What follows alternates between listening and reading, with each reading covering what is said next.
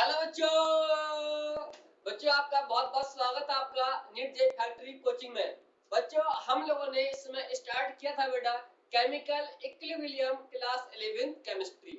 अब इस चैप्टर के पर्पज से बेटा देखा जाए तो एग्जाम में आपके लगभग एक या दो क्वेश्चंस आपके एवरी ईयर आपके आते हैं क्वेश्चंस। और ये चैप्टर बेटा आपका बिल्कुल यानी कि बाइंड अप होने वाला बेटा।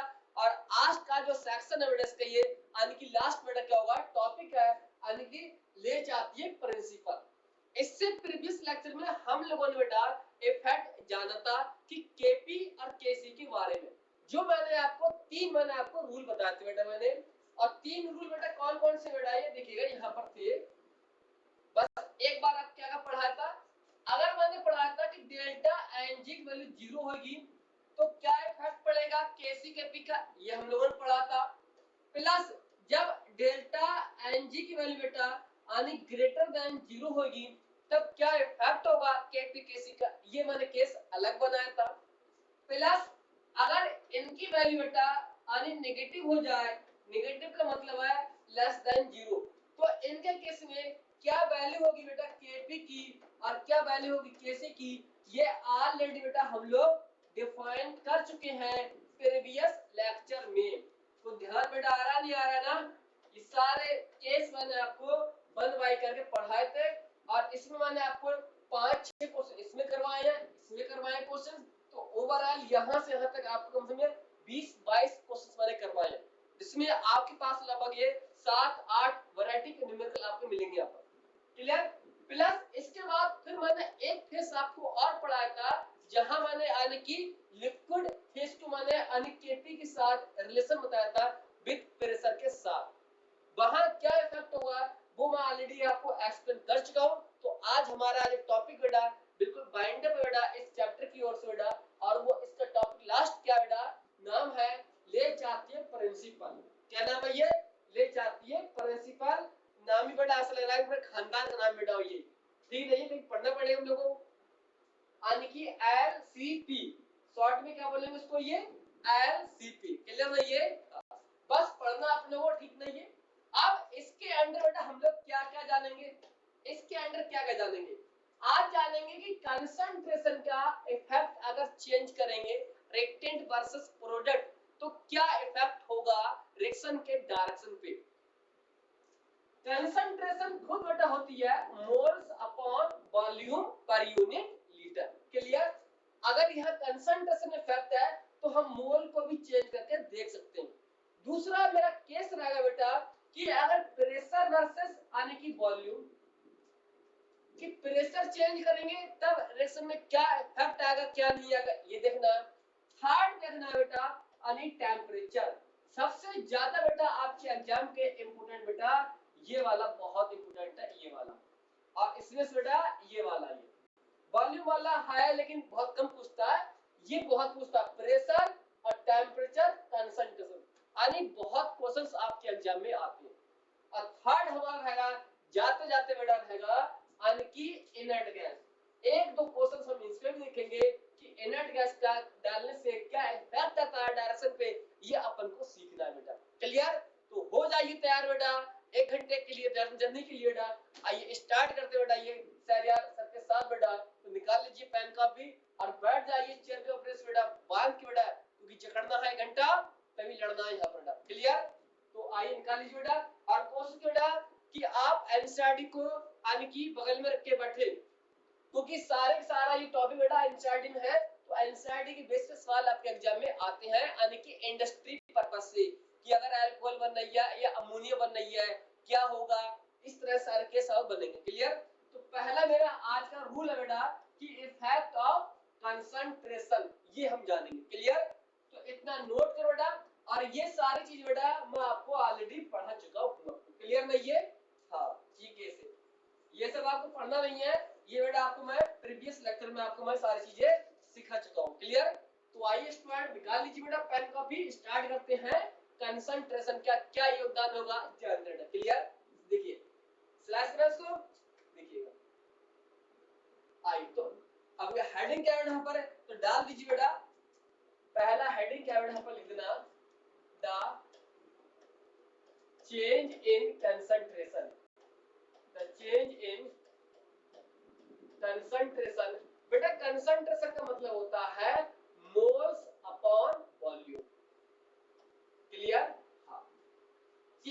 है या इफेक्ट बोल सकते हैं, जो दिल में आए वो अपनी मर्जी से लिख लो बेटा।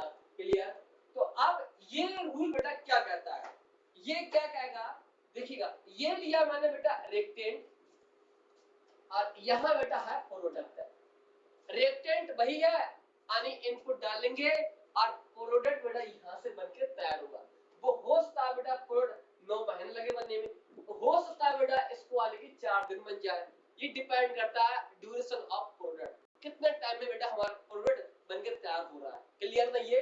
तो अब इसको जानने से बेटा पहले इसका कॉन्सेप्ट क्या कि रिएक्शन कहाँ शिफ्ट होगी, तुम कहाँ शिफ्ट नहीं होगी बेटा देखिएगा।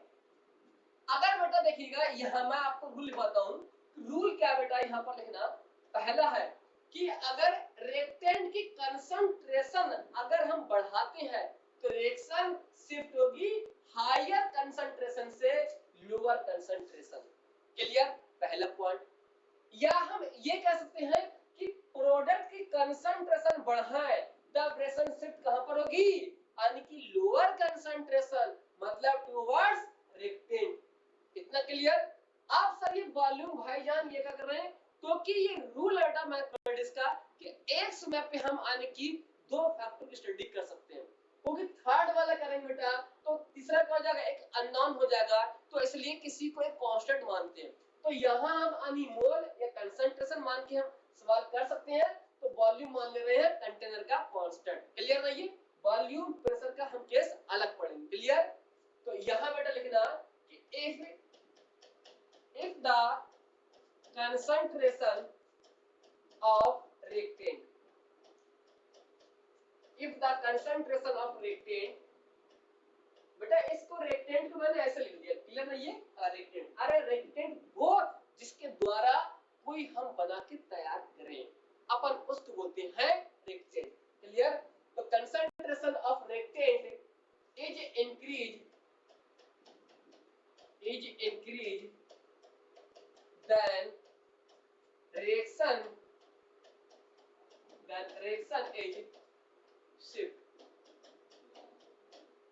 कह सकते हैं या रिएक्शन का जाना बोल सकते हैं, जो आपको अच्छा लफ्ज लगे बेटा। ठीक है? ये is shifted towards the forward direction। बहुत इंटरेस्ट बड़ा चैप्टर है ये फॉरवर्ड डायरेक्शन। इतना इंटरेस्ट बेटा बहुत मजा आएगा बेटा पढ़ने में बेटा। ठीक है? ये यानी कि फॉरवर्ड डायरेक्शन। ठीक?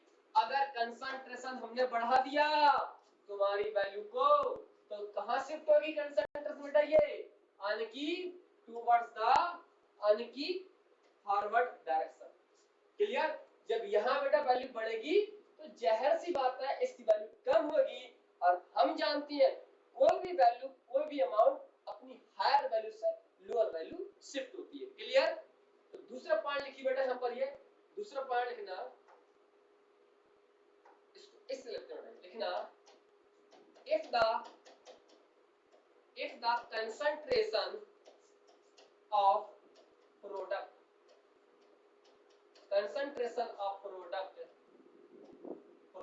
is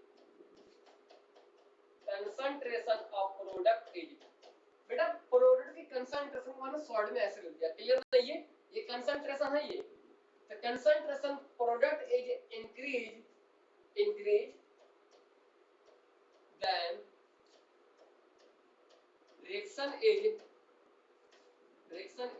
goes into backward direction। अब कहां जाएगी बेटा ये बैकवर्ड डायरेक्शन मतलब BW। क्लियर? ये बेटा हर तरह का बेटा मजा ले रही है रिएक्शन बेटा, ये कभी आगे जा रही है तो पीछे जा रही है बेटा, depend on the choice on the concentration. Clear? जहां बेटा ज्यादा इसकी वैल्यू मिल गई तो वहां से अपनी लोअर वैल्यू तरफ लुढ़कना शुरू कर देगी। क्लियर? तो ये बेटा क्या है, इसका फंडा है नॉर्मल। क्लियर रहिए? अब दो क्वेश्चन बेटा यहाँ पर एक फ्री हो रहे हैं, एनसीईआरटी दे रखे हैं कि अगर हम इंडस्ट्री के पर्पस से देखें, इंडस्ट्री पर्पस का मतलब बेटा होता है जस्ट लाइक द फैक्ट्री। आपने अपनी बहुत बड़ी फैक्ट्री बना के बेटा किसी कॉलोनी में आपने तैयार कर दी, सॉरी कॉलोनी नहीं आने की किसी गांव में, ठीक है? तो मान ली आपने कहीं ऐसे जंगल में फैक्ट्री लगा के बेटा तैयार कर दी और आप मान ली लोगों के लिए बहुत हेल्प कर रहे हैं और हेल्प करते हैं आपको दिल में ख्याल आ गया कि क्यों ना लोगों के लिए बेटा अल्कोहल बना के तैयार की जाए ताकि हर पब्लिक खुश रहे बेटा, और आपने लॉन्च कर दी बेटा, ये फैक्ट्री बनी यहाँ बेटा देखिएगा ये है सर, ये कौन सी फैक्ट्री है? अरे बेटा ये वो फैक्ट्री है, यानी फैक्ट्री का टैंक है बेटा, ठीक।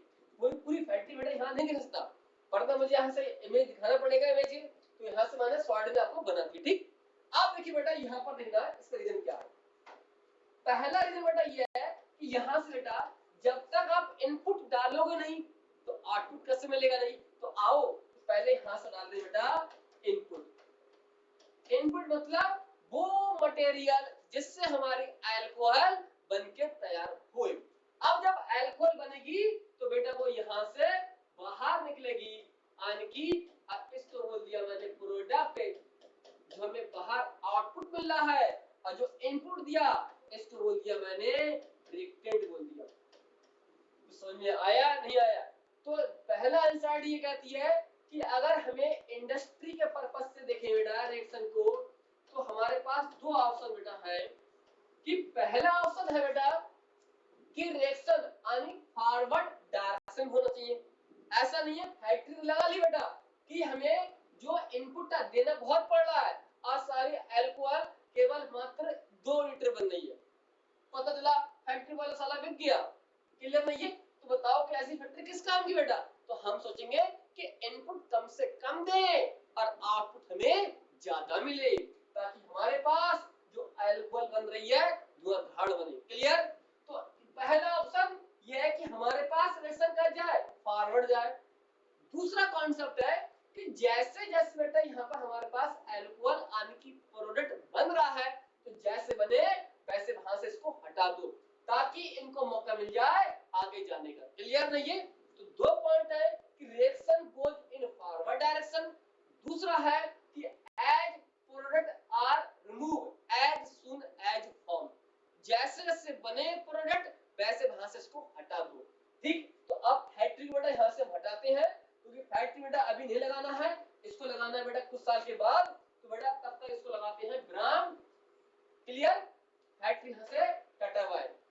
आइए देखिए बेटा, लिखिए पॉइंट लिखना फॉर इंडस्ट्री पर्पस, बहुत ही इंटरेस्ट चैप्टर बेटा, मजा आ जाएगा बेटा ये। For industry purpose, for industry purpose बोल सकते हैं या इसको हम लोग एम बोलते हैं, जो आपका उद्देश्य है, ठीक। हाँ, उद्देश्य क्या बेटा ये देखते हैं इसके बारे में क्या। पहला पॉइंट लिखना, ये पहला पॉइंट बेटा ये है लिखना the reaction goes into forward direction. बेटा इसके बाद शॉर्ट में रहो, ये डायरेक्शन है, यानी रिएक्शन कहां जाए बेटा? रिएक्शन जाना चाहिए फॉरवर्ड डायरेक्शन में, ताकि हमारे पास ज्यादा से ज्यादा यानी कि अल्कोहल बन सके और पब्लिक को हम सप्लाई कर सके, क्लियर? पहला पॉइंट। दूसरा पॉइंट लिखना बेटा, लिखना the continuously removal of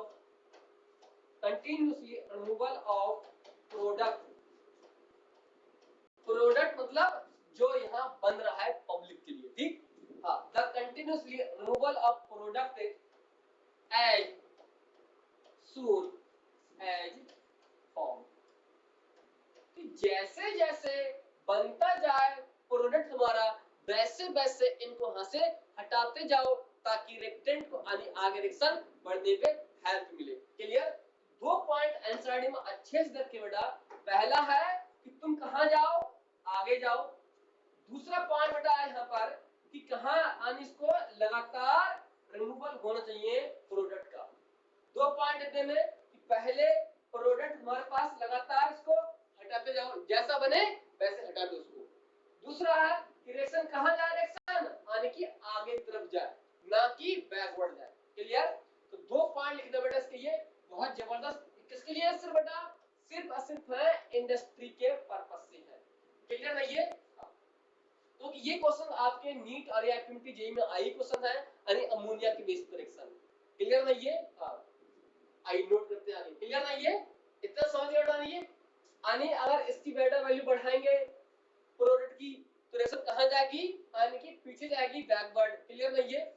ठीक। हां बेटा ये शॉर्ट में है, इसका मतलब होता है बैकवर्ड, बैकवर्ड। ठीक, बैकवर्ड। हां इसका मतलब डब्ल्यू आ गया। ठीक ना ये?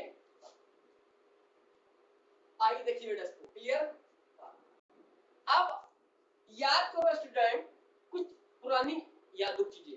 चलते हैं बेटा आपको लेकर एक अच्छे प्लस टाइम में लेकर, जहां मैंने आपको लेक्चर नंबर 3 मैंने आपको बताया था, और लेक्चर नंबर 3 मैंने आपको क्या बताया था याद करना इसमें, यानी केसी और मैंने क्यू के बेस पे आपको कुछ कराई थी प्रॉब्लम। वहां मैंने आपको एक सिखाया था कि जिस तरह फिजिक्स में यूनिट वेक्टर का काम जिस तरह लेना आई जे और के, आई जे के, इनका कोई काम नहीं होता है, सिर्फ इतना काम होता है जस्ट लाइक गूगल दीदी, मतलब इनके द्वारा हम डायरेक्शन बता सकते हैं कि पप्पू का घर कहां पर है, कि उनका घर कहां पर है।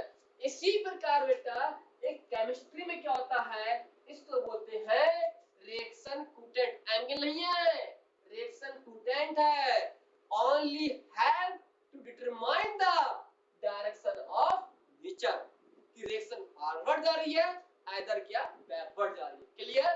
तो ये चीजें आपको मैं डिफाइन कर चुका हूं लेक्चर 3 में, तो पहले वहां अच्छे से मैंने सिखाया था, तो आइए उसी का एक पॉइंट आपको मैं समझाता हूं। क्लियर ना ये? देखिए बेटा इसको अच्छे से बेटा देखना, आओ इनको यहां से टाटावाई करते हैं। देखिए बेटा यहां पर रिएक्शन क्या थी मेरे पास, A plus B, C plus D। ठीक। हाँ अब ये रिएक्शन बेटा यहां पर है, यहां पर आइए मैं इक्विलिब्रियम यहां पर बनाते हैं बेटा, इक्विलिब्रियम ये बन गया ये। क्लियर? ये क्वेश्चन है पर ये आप देखिए बेटा, ये जो इक्विलिब्रियम है इसके लिए यानी एक वैल्यू दी होगी जिसको बोलते हैं इक्विलिब्रियम कांस्टेंट। क्या बोल दिया? Equilibrium constant. अब इसकी वैल्यू बेटा हो सकता है बेटा Kc भी हो सकता है, और इसकी वैल्यू बेटा यानी Kb भी हो सकता है। वो depend on the choice in given the problem either in term of concentration either in term of pressure, कि हमें रिएक्शन में उन्होंने प्रेशर दिया है या कंसंट्रेशन दिया है, जो दिया है वही ठोक दो बेटा। आइए देखें कैसे ठोके बेटा इसको। तो बेटा देखिएगा ये जो वैल्यू बेटा ये होती है कंसंट्रेशन के लिए, अब ये जो वैल्यू बेटा ये होती है बेटा पार्शियल प्रेशर। बेटा को ध्यान आ रहा नहीं आ रहा ना? ये जहां रखे वही वैल्यू पुट कर दो और आंसर अच्छे से निकाल दो बेटा। तो अगर यहाँ बेटा कंसंट्रेशन दी जाएगी तो हमारे पास equilibrium constant equal to Kc मान लेंगे, अगर यहाँ प्रेशर रहेगा तो इसके बराबर हम Kp मान लेंगे। क्लियर ना ये? तो अभी मैं मान ले रहा हूँ कि इनकी कंसंट्रेशन मैं मान ले रहा हूँ। ठीक ना ये? हाँ तो आप देखिए यहाँ से बेटा मैं इसको साफ करता हूँ, यहाँ साफ नहीं सॉरी, इसको मैं यहाँ से इसको हटाते हैं। ठीक है ये देखिए बेटा, क्लियर? तो देखिए बेटा अब मैं यहाँ पर किसको सिलेक्ट कर रहा हूँ, इसको कर रहा हूँ क्योंकि मुझे कंसंट्रेशन यहाँ पर दे दी गई है। ठीक ना? ऐसे मान चल रहा है यहाँ पर, और हमारा रूल भी क्या है कंसंट्रेशन वाला। देख प्रेशर होगा तो इसके ऊपर करेंगे चर्चा हम। क्लियर? देखिए बेटा एक होता है यहाँ पर यानी कि इसको बोलते हैं रिएक्शन क्वोटिएंट, इसकी वैल्यू क्या होती है बेटा, इसकी वैल्यू होती है प्रोडक्ट की कंसंट्रेशन अपॉन रिएक्टेंट की कंसंट्रेशन। क्लियर? तो बेटा ये क्या है हमारे पास C और ये क्या है D। क्लियर? और ये क्या है बेटा यानी A की कंसंट्रेशन और ये है B की कंसंट्रेशन। क्लियर? एक बात बच्चों मैंने आपको बताया होगा यहाँ पर बेटा ये जो चीज है यहाँ पर ना Q, इसको बोलते हैं, लिख देना यहाँ पर ये रिएक्शन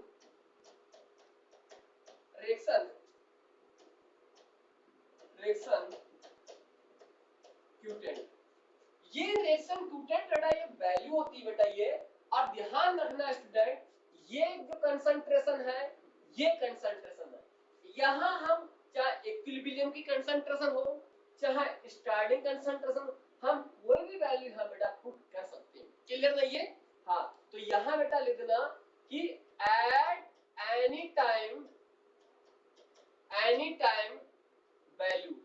अब वैल्यू मतलब बेटा यहाँ प्रेशर भी हो सकता है और यहाँ कंसंट्रेशन भी हो सकती है, ठीक है ये? हाँ, एट एनी टाइम वैल्यू हो। तो समझ गया वैल्यू क्या? कंसंट्रेशन है तो कंसंट्रेशन, प्रेशर होगा तो प्रेशर। क्लियर नहीं है? तो इसलिए बेटा क्या हुआ यहाँ पर ये, अब मैं यहाँ पहले हम देखेंगे कि अगर एक ही कंसंट्रेशन बढ़ाएंगे तब क्या इफेक्ट होगा, अगर सी की कंसंट्रेशन बढ़ाएंगे तो क्या इफेक्ट होगा।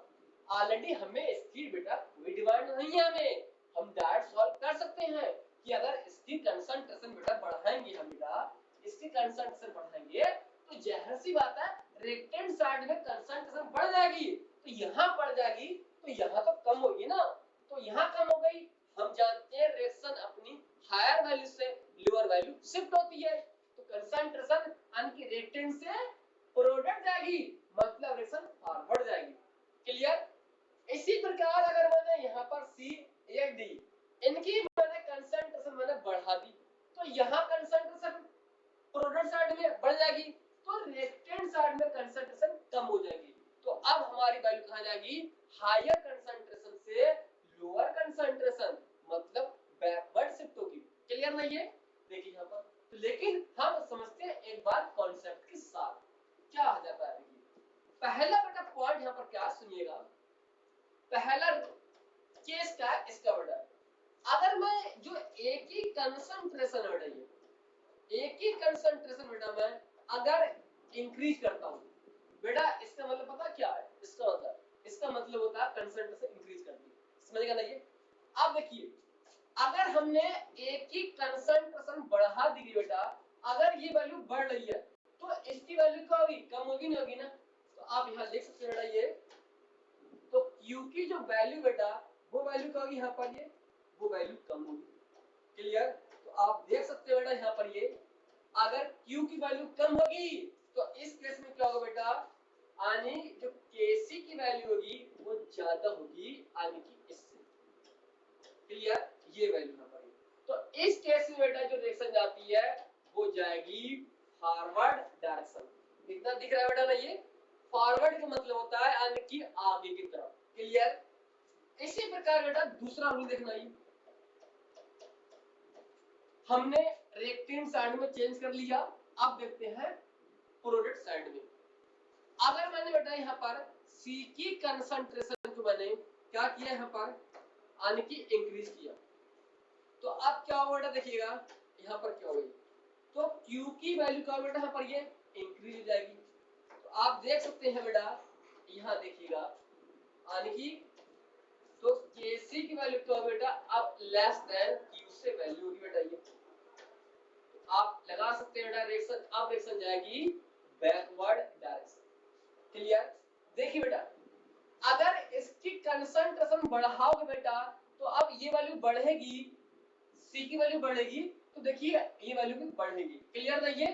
तो ये बढ़ गई, ये बढ़ गई, तो अब देखना जब हमारे पास Q की वैल्यू बढ़ रही है तो जाहिर सी बात है बेटा Kc वैल्यू क्या होगी, कम होगी नहीं होगी ना। अगर ये कम होगी तो मैंने रूल लिखवाया था आपको, मतलब रिएक्शन कहां जाएगी, बैकवर्ड जाएगी, और हमारे सामने प्रूफ भी हो रहा है ये वैल्यू बढ़ेगी, ये बढ़ेगी, पीछे जाएगी। क्लियर? इसी प्रकार अगर अब सर आपने ए और आपने सी देख लिया, तो क्या सर आप यहाँ बी और डी में चेंज करके बता सकते हैं क्या? तो बेटा आप चाहे बी में लगाओ चाहे डी में लगाओ, कॉन्सेप्ट सेम है। चाहे यहाँ देखिएगा अगर बी की कंसंट्रेशन बेटा बढ़ाएंगे तो ये वैल्यू कम होगी, अब ये वैल्यू कम हो गई तो केसी क्या हो जाएगा, ज्यादा हो जाएगा, रिएक्शन यानी फॉरवर्ड जाएगी। अगर मान लेते हैं कि सर हम इसकी वैल्यू बढ़ाना नहीं चाहते हैं, हम तो कम करना चाहते हैं, कोई टेंशन नहीं है, आओ इसकी वैल्यू कम करोगे, जब इसकी वैल्यू बेटा कम होगी तो ये वैल्यू बढ़ जाएगी, ये बढ़ जाएगी तो देखो ये वैल्यू आ गई, अब ये वैल्यू बढ़ गई मतलब Q ज्यादा हो गया, केसी कम हो जाएगा, रिएक्शन अरे पीछे आएगी, बैकवर्ड आएगी। क्लियर नहीं है? तो ये यहां से देख सकते हैं कि सर नहीं आपने सी की वैल्यू बढ़ाई है, आप डी में बताइए चेंज करते हैं। आइए मान लेते हैं बेटा डी की कंसंट्रेशन हमने कम कर दी, अगर डी की कंसंट्रेशन कम करोगे बेटा, देखिएगा अगर डी वैल्यू कम करोगे तो बेटा क्या होगा, इसकी वैल्यू कम होगी, ये कम होगी तो इस वैल्यू भी कम होगी। देखिएगा ये कम होगी यहाँ पर, ये अरे जब डी कम होगा यहाँ पर तो ये भी कम होगा, ये कम होगा, जाहिर सी बात, सॉरी ये कम होगा तो यहाँ पर वाला केस बन जाएगा। क्लियर नहीं है? तो कोई भी केस यहाँ बन सकता है, जरूर नहीं है कि आप केवल ए में सी में देखें, एनी केस आप यहाँ पर सॉल्व कर सकते हैं, ये कॉन्सेप्ट है।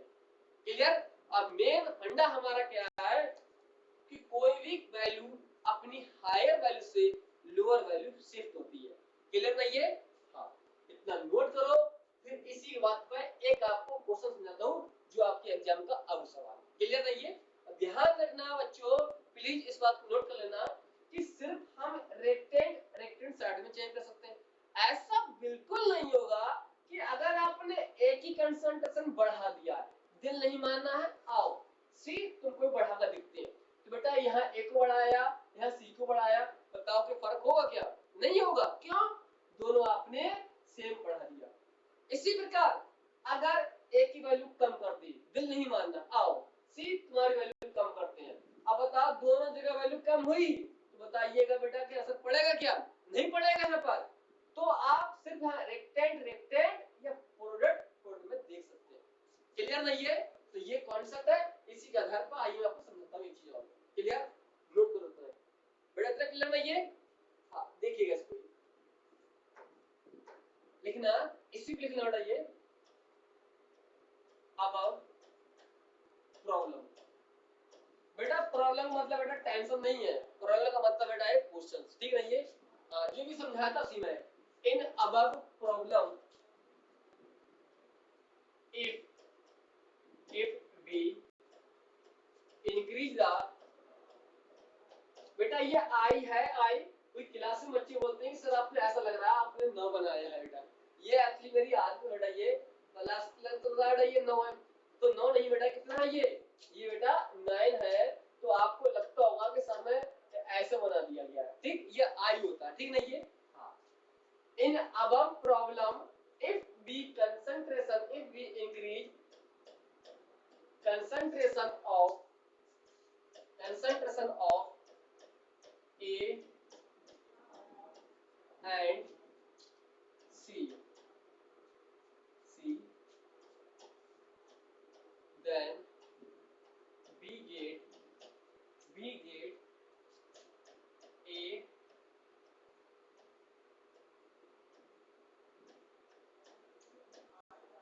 remains same। क्लियर बेटा? क्योंकि आप इसकी वैल्यू बढ़ाओगे और सी की वैल्यू बढ़ाओगे तो क्या रहेगी, ओवरऑल वैल्यू सेम रहेगी, ठीक है? ये लेकिन इसका बेटा क्या रहेगा, आंसर लिखना ये ना, hence the reaction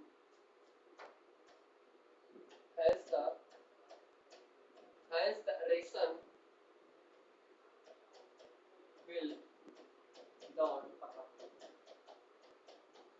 not affected their direction,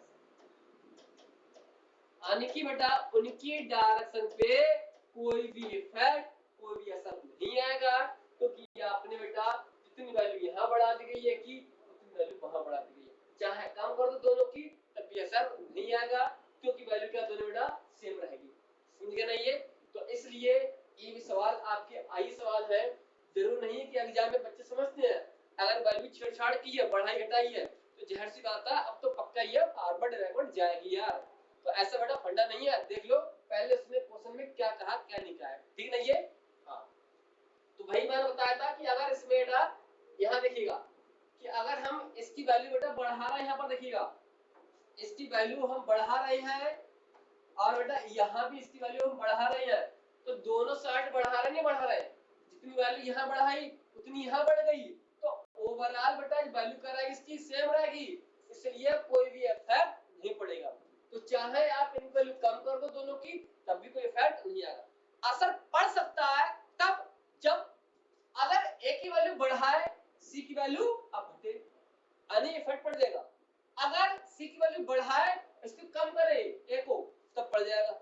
मतलब दोनों को अगर सेम लेकर बढ़ा दोगे या दोनों को कम करोगे तो असर नहीं पड़ेगा, एक को बढ़ाओगे एक को कम करोगे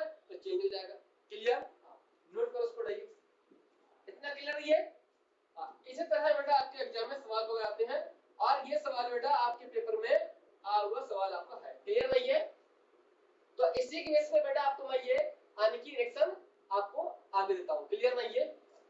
तो एक जनरल रूल क्या बना है हमारे पास, एक जनरल रूल क्या बना है पर ये लिख सकते हैं, ये लिखना ऐसे लिख सकते हैं। रूल क्या है लिखना, डायरेक्शन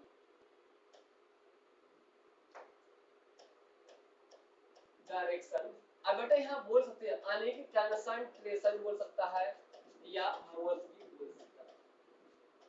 कंसंट्रेशन क्या है या मोल्स क्या है, क्यों? क्योंकि हमने बेटा वॉल्यूम क्या मान लिया है, कांस्टेंट मान लिया है, फिक्स मान लिया है, क्योंकि ये रूल है। क्योंकि एक समय पे हम किसी दो फैक्टर की स्टडी कर सकते हैं, थर्ड करेंगे तो तीसरा नया अननोन बनेगा, तो reaction be now solve. Clear ना ये? हां, द रिएक्शन कंसंट्रेशन क्या है या moles moles moles that any value any value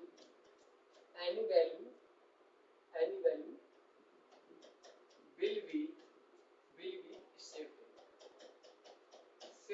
from higher value to lower value। ये बेटा आपका मेन पॉइंट आपका ये बन गया मेन पॉइंट। और डिब्बे में बेटा इसको बंद कर दो और लगा दो बेटा 4 इंची का ताला इसमें बेटा, ताकि कोई इसको खोल ना पाए। क्लियर ना ये? तो हम बोल सकते हैं कि हायर कंसंट्रेशन से लोअर कंसंट्रेशन रिएक्शन शिफ्ट होती है, या ये बोल सकते हैं हायर मोल से लोअर मोल रिएक्शन शिफ्ट हो सकती है। क्लियर ना ये? हाँ, जनरल आपका ये पॉइंट बन गया। और लेकिन जरा टेम्परेचर बोल देगा, कुछ बोल देगा तो चेंज हो जाएगा। ये जनरल पॉइंट है आपके लिए, ठीक है? ये हाँ, देखिए यहाँ पर आई। अब इसकी बेस पर सर एग्जाम में सवाल कैसे आएगा, कैसे सवाल आएगा? आइए मैं आपके एग्जाम का ही एक सवाल उठाता हूँ, और वो बहुत फेवरेट सवाल है यानी सिंथेसिस ऑफ अमोनिया का है या क्या है डिकम्पोजिशन ऑफ अमोनिया। क्लियर? तो आइए जानते हैं इस सवाल के मुताबिक। इतना नोट कर लिया ये, देखिए यहाँ पर बहुत ही बिल्कुल आसान टाइप का सवाल बेटा है ये लिखना। देखिए बेटा सवाल लिखना, ये सवाल आइए इस बेटा सफेद वाला बहुत देर से यूज नहीं किया है, कहता होगा हम काहे बैठे हैं, हमको यूज नहीं किया जा रहा है। क्लियर? तो आइए देखिए बेटा लिखना, एक रिएक्शन दी बेटा, ये रिएक्शन है यानी कि NH2 3H2। अब बेटा आप समझ गए होंगे ना ये क्या बनेगी यहाँ से, यानी अमोनिया बनके यहाँ से तैयार हो जाएगी। 1 मोल नाइट्रोजन 3 मोल हाइड्रोजन, अब बना दिए बेटा 2 मोल ऑफ अमोनिया गैस। कोई टेंशन लेने वाली बात नहीं है। अब क्या हुआ देखना, यहाँ पर रिएक्शन क्या लिखा देखना, if the given reaction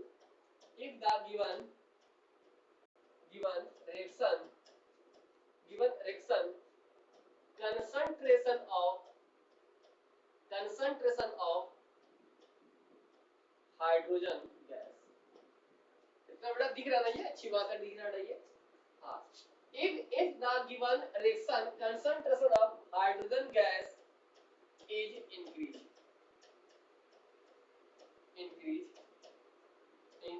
what happen, क्या होगा सर अगर हम ये चीजें ऐसे करते बेटा, ये नोट कर लें। आइए इसके कितने बेटा ऑप्शन बन सकते हैं, जितने ऑप्शन बनेंगे सारे केस यहाँ पर सॉल्व कर रहा हूँ। तो बेटा नोट करो, इतने क्वेश्चंस है और कितने ऑप्शन बन सकते हैं, सारे ऑप्शन मैं आपको अभी नोट करके दिखाता हूँ। क्लियर है ये? यानी नाइट्रोजन का 1 मोल 3 मोल हाइड्रोजन के यानी एसोसिएटेड क्या बना रहा है बेटा ये, यानी 2 मोल अमोनिया गैस। करें इस गिवन रिएक्शन में क्या बेटा कि अगर हमने कंसंट्रेशन हाइड्रोजन गैस की बेटा हमने अगर इंक्रीज कर दें तो बताओ कि अब क्या होगा, क्या होगा? वही होगा बेटा जो मंजूरी खुदा होता है। क्लियर? देखिए बेटा, तो पहले बेटा इसके ऑप्शन लिख बेटा, पहला ऑप्शन दे दिया इन्होंने हमें पेपर में, चाहे 4 ऑप्शन आते हैं ना, तो उस तरह ऑप्शन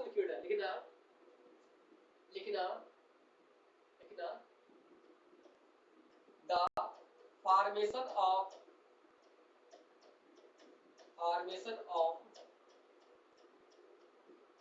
अमोनिया गैस। बेटा इसका मतलब होता है जी मतलब गैस, यानी वाला जी नहीं बेटा, ये जी वाला, ठीक। Formation of ammonia gas increase. पहला बेटा उन्होंने भाईजान ने हमको ये वाला ऑप्शन दे दिया बेटा, क्लियर है ये कि फॉर्मेशन अमोनिया गैस इंक्रीज हो। दूसरा ऑप्शन दे दिया उन्होंने, लेकिन ये the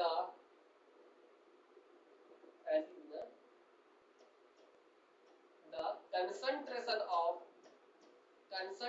of nitrogen gas is decreasing।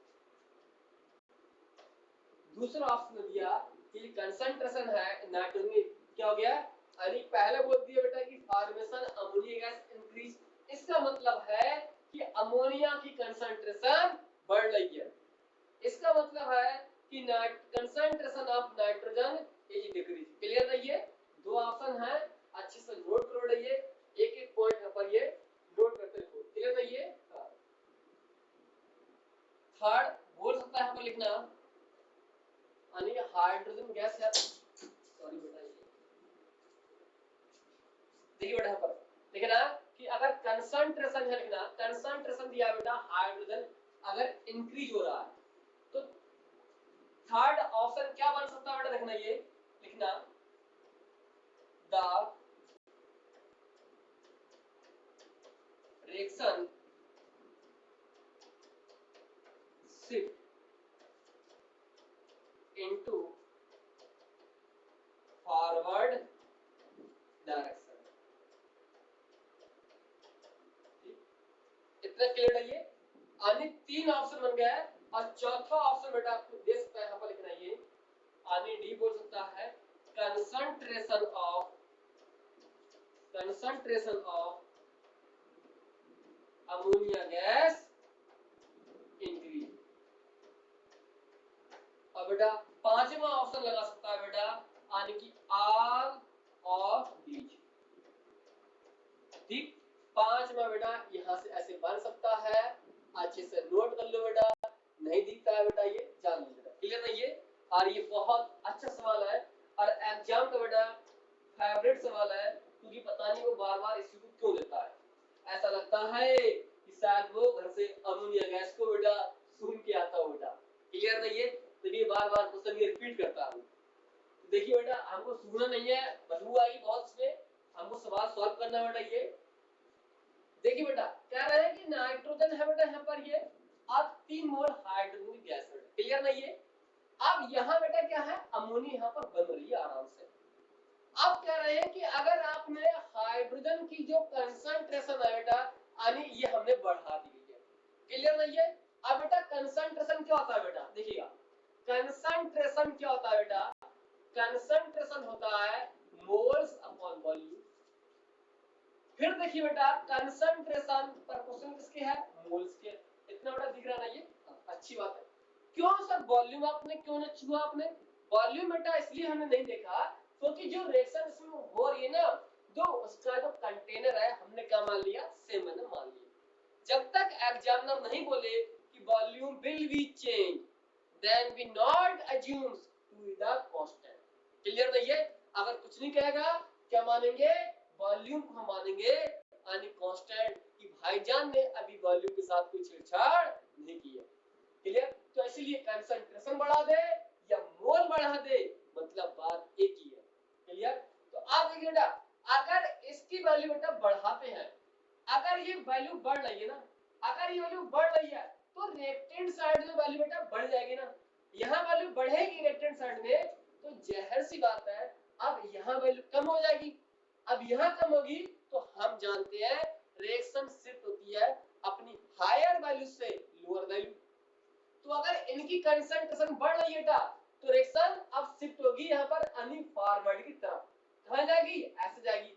अब ऐसे जाएगी मतलब द लिखना the reaction shift in the forward direction बेटा, ये देखिए यानी कि यहाँ बेटा ये वाला ऑप्शन हमारा क्या, अभी यहाँ से हमारे पास सी ऑप्शन यहाँ पर ये मिल गया, आंसर सही है। आप देखते हैं और देखिए अगर रिएक्शन फॉरवर्ड जाएगी तो ऐसा लगेगा कि अमोनिया तुम्हारी वैल्यू लगातार बढ़ रही है। क्यों? अमोनिया कहेगी हम क्या करें, अब यही आगे आ रही है ना, तो अब जहर सी बात है, तो अमोनिया का जो फॉर्मेशन होगा बेटा वो क्या होगा, बढ़ जाएगा। मतलब अब ये आंसर भी सही बेटा। आप देखिए, अब जैसे जैसे रिएक्शन आगे आ रही है अमोनिया का फॉर्मेशन हो रहा है, मतलब ये लग रहा है कि अमोनिया तुम्हारी कंसंट्रेशन बढ़ रही है। तो आप कहीं देखो बेटा, concentration of ammonia gas increase, मतलब डी आंसर भी सही है। और देखिए, अगर ये अमोनिया लगातार बनती जा रही है तो अब ऐसा लगेगा कि नाइट्रोजन तुम्हारी वैल्यू कम होगी। क्यों? क्योंकि नाइट्रोजन जुड़ रही है हाइड्रोजन के साथ, तभी रिएक्शन आगे जाएगी, तो इनकी वैल्यू अब कम होगी। तो देखो कहीं नाइट्रोजन वाला ऑप्शन कम है नहीं है, ये देखिए बेटा, यानी कि डिक्रीज नाइट्रोजन गैस क्या कंसंट्रेशन, तो बेटा बी आंसर भी सही है। और चौथा देखो लास्ट वाला क्या है, ऑल ऑफ दी, मतलब इसको बेटा अच्छे से ठोक दो बेटा, तो हमारे पास कितने आंसर होगा बेटा, यानी कि A B C D E, यानी पांचों आंसर क्या है यहाँ पर, ये गुड आंसर है। सर इस तरह तो नीट में क्वेश्चन आते नहीं है पांच, अरे बेटा हम कब कराए आते हैं क्वेश्चन, वो आपको बोल देगा कॉलम बना के ए बी सही है या बी सी सही है या फर्स्ट फोर्थ सही है, ऐसे चार ऑप्शन कॉलम आपको दे देगा। क्लियर है ये? तो अच्छे से बेटा आपको कॉन्सेप्ट क्लियर करना है ये, क्योंकि ये सवाल आपको जेई का तो वहां पर इस तरह मोर देन ऑप्शन होते हैं यहाँ पर ये, इसलिए मैंने आपको सारे ऑप्शन लिखवा दिए। क्लियर है ये? तो इसलिए जब इसकी बेटा मात्रा ज्यादा बनेगी बेटा कंसंट्रेशन, तो अपनी वैल्यू सिर्फ आगे जाएगी रिएक्शन, तो इसकी वैल्यू बढ़ेगी। जब ये वैल्यू बढ़ेगी बेटा दो ऑप्शन है, फॉर्मेशन अमोनिया का होगा, अच्छी बात है, फिर कंसंट्रेशन बेटा क्या होगी, अमोनिया की इंक्रीज होगी, अच्छी बात है, ये निपट गया ना। अब अमोनिया दीदी बन रही है, तो पहले ये देखो कि अमोनिया दीदी तुम बन किस रही हो, तो इनने कहा अरे तुम्हें दिख नहीं रहा, नाइट्रोजन और हाइड्रोजन जुड़कर मैं बन रही हूँ, मतलब यह नाइट्रोजन की वैल्यू कम होगी। देखो यहीं पर ये देखिए नाइट्रोजन की कंसंट्रेशन क्या कम है, क्यों, ये रिएक्टेंट साइड में है। क्लियर? तो इस तरह के बेटा रिएक्शन आप सॉल्व करते हैं इस तरह आंसर, और कहां जा रिएक्शन आगे जा रही। क्लियर नहीं? अगर बेटा यहां सुनिएगा, अगर डिट्टो यही बोल देता कि कंसंट्रेशन हाइड्रोजन की बेटा डिक्रीज हो रही है, हाइड्रोजन की कंसंट्रेशन डिक्रीज हो रही है, तो सारी की सारी कहानी बेटा पता है ये सब उल्टा हो जाएगा। जब ये बेटा कम होगा तो ये कम होगा, तो अब जहर सी बात है इधर वैल्यू बढ़ जाएगी, तो अब रेशम बैक बढ़ जाएगी, बैक बढ़ जाएगी बेटा, तो अब इनकी वैल्यू क्या होगी बेटा, कम होगी यहाँ पर। क्लियर? अब इनकी कम होगी तो नाइट्रोजन की वैल्यू क्या होगी, अब बढ़ जाएगी। अब रेशम कहाँ जा रही है, पीछे बैकवर्ड, तो सारे के सारे ऑप्शन क्या हो जाएंगे बेटा, यानी कि रिवर्स हो जाएंगे। अगर जरा भी हमने गलती से बोल दिया कि हाइड्रोजन अब तुम्हारी वैल्यू अगर कम हो जाए, तो ये ध्यान रखना आपको कॉन्सेप्ट सीखना है, एग्जाम में क्या आता है बेटा रिपीट नहीं होता क्वेश्चन, क्योंकि वहां जाता है आपका कॉन्सेप्ट। क्लियर? तो मैंने क्यों देखा कि मोल प्रपोर्शन किसके ना कंसंट्रेशन के, वॉल्यूम मैंने मान लिया सेम, जब तक वो आपको एग्जाम में आपको टच ना करे। क्लियर? अच्छे से नोट करो बेटा क्वेश्चन, और आगे हम लोग देखते हैं। क्लियर नहीं है? हाँ, बहुत ही अच्छा क्वेश्चन बेटा यहाँ पर ये आइएगा। एक आपको बेटा और होते हैं कंसंट्रेशन बाय बेस, ये सवाल भी बहुत अच्छा सवाल बेटा ये, और ये सवाल भी आपको कई बार एग्जाम सवाल आपके रिपीट हुआ सवाल, कैसे रिपीट हुआ बेटा देखना, सवाल देखना ये एक देखना सवाल क्या है कि कैल्शियम कार्बोनेट, अरे वही पत्थर कैल्शियम कार्बोनेट, इसको बेटा यहाँ देखना, इसको इस तरह से कैल्शियम ऑक्साइड में और CO2 गैस में यह बेटा दिया, समझ गया ना ये कैल्शियम कार्बोनेट है, कैल्शियम ऑक्साइड है, और ये CO2 गैस में क्या हो रहा है, डिसोसिएट हो रहा है कैल्शियम कार्बोनेट। अब यहाँ किस तरह के ऑप्शन बन सकते हैं, चार ऑप्शन, तो सारे सारे ऑप्शन बेटा मैं यहाँ पर दे रहा हूँ। क्लियर नहीं है? तो मेरा मतलब ये नहीं है कि केवल एग्जाम का सवाल आया डिट्टो आया वही छप दिया और वही आगे बढ़ गए, क्योंकि यहाँ से रिलेटेड कितने क्वेश्चन बन सकते हैं, हमें सारे क्वेश्चन की हमें एनालिसिस आना चाहिए, क्योंकि जब तक एनालिसिस आपके पास नहीं आएगी तो फिर आप बेटा नीट में आप मत बैठिएगा, क्योंकि जब तक आपका माइंड चीजों को नहीं सीखेगा, क्वेश्चन ब्रेन के अंदर नहीं जानेगा, तब तक आप नीट में आप एक सक्सेस स्टूडेंट आप नहीं है। क्लियर रहिए। देखिए इसके नोट करो सवाल को, ये लिखना if the concentration of CO2 gas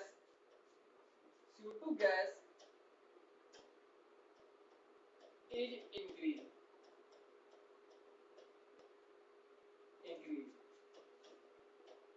then whatever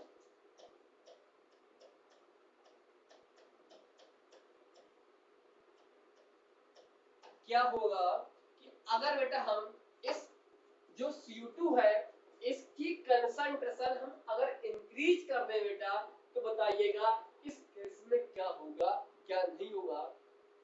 ध्यान रखना इस बात का, जरा भी ध्यान नहीं रखा ना एक्टिव मास का, तो सवाल पूरा गलत हो जाएगा। एक्टिव मास मैंने कहा था चाहे लिक्विड हो चाहे सॉलिड हो, उनका कितना मानते हैं हम 1 मानते हैं एक्टिव मास। क्लियर है ये। वीडियो क्लोज करके सॉल्व कीजिएगा, ट्राई कीजिएगा, क्योंकि मैं यहाँ नहीं रुक सकता, क्योंकि आपके पास बेटा ऑप्शन है वीडियो क्लोज करने का, क्योंकि मेरे पास यहाँ ऑप्शन नहीं है, वरना वीडियो लेंथ हो जाए। क्लियर है ये। आइए इसको ट्राई करते हैं, जल्दी इसको ट्राई कर बेटा। ये बहुत ही अच्छा सवाल बेटा ये।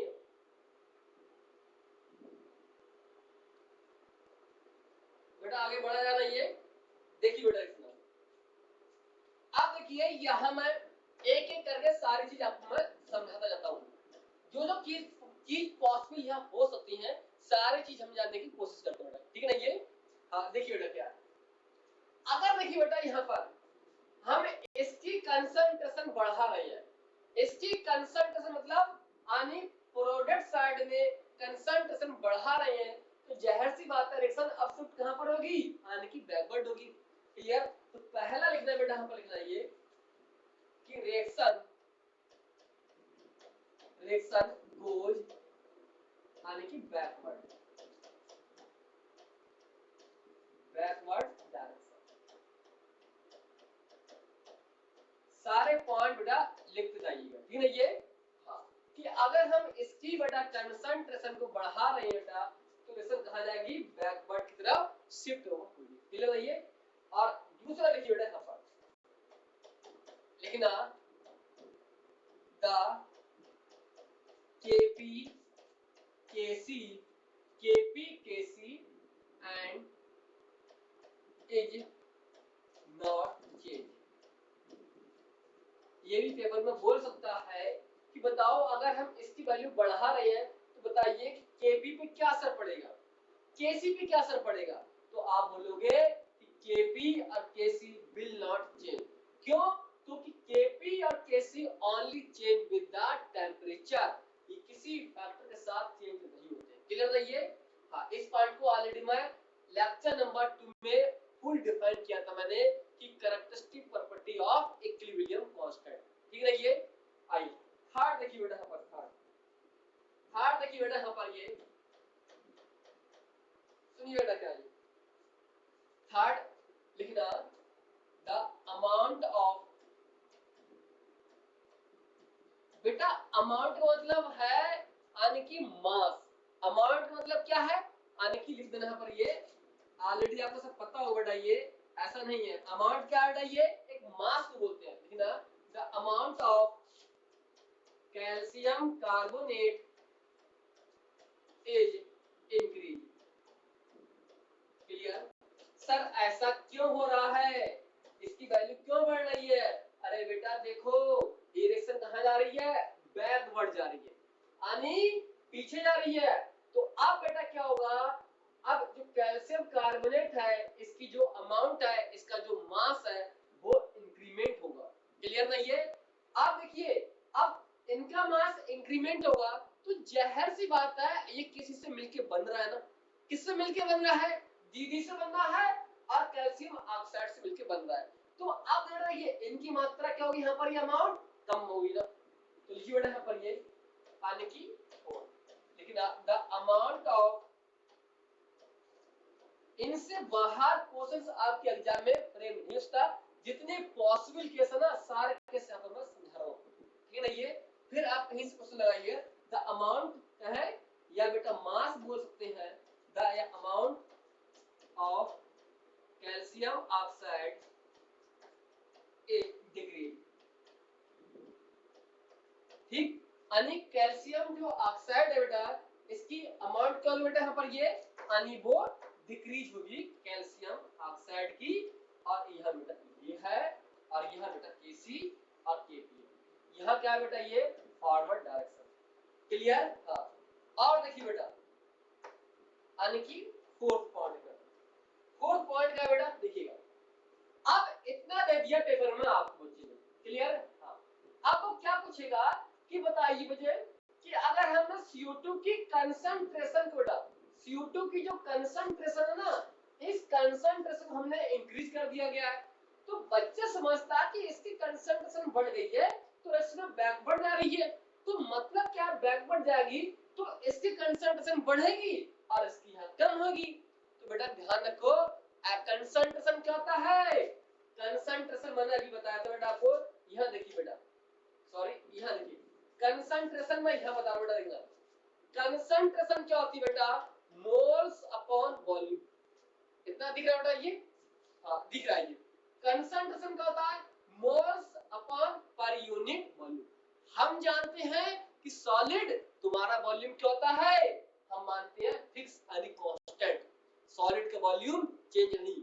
क्लियर? इसलिए जब हम इसमें कोई चेंज नहीं होगा तो कंसंट्रेशन इक्वल टू मोल मानेंगे, लेकिन हम सॉलिड के केस में और इनके केस में सॉलिड, हम ये कंसंट्रेशन में कोई चेंज नहीं होगा। क्यों? क्योंकि बेटा ये सॉलिड वॉल्यूम में कोई चेंज नहीं होगा। अब एक बार वॉल्यूम के बाद हमने डिसाइड कर लिया वॉल्यूम, अब तो नहीं कि आप एक बार यहाँ किया एक्सपेरिमेंट, कल को यहाँ कर रहे हैं, परसों वहां कर रहे हैं, इट नॉट पॉसिबल। क्योंकि वॉल्यूम क्या मानेंगे हम बेटा, इसको फिक्स मानेंगे, कांस्टेंट मानेंगे। इसलिए अगर तुम फिक्स हो गए तो जहर सी बात है, कंसंट्रेशन सॉलिड की बेटा चेंज नहीं होगी, किसकी होती चेंज, यानी कि गैस की चेंज हो सकती है। तो ये पॉइंट बहुत अच्छा क्वेश्चन है, लिखना ये मैं लिख रहा हूं, लिखना द कंसंट्रेशन